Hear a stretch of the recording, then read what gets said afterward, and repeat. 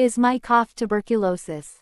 What is tuberculosis? Tuberculosis is a contagious disease caused by Mycobacterium tuberculosis bacteria. How does it spread? Tuberculosis spreads through the air when a person with active TB coughs, sneezes, or speaks. How is tuberculosis diagnosed? Sputum culture test helps confirm TB by isolating the pathogenic bacteria and identifying them microscopically on stain slides in a laboratory. The GeneXpert test detects tuberculosis DNA and resistance to rifampicin within hours. In the Mantoux test, a small volume of purified PPD tuberculin is injected under the skin and examined between 48 to 72 hours. A chest X-ray shows lung damage or cavities typical of active tuberculosis. The importance of TB prevention. Latent TB means the bacteria are present but not contagious. Active TB means the bacteria are multiplying and contagious.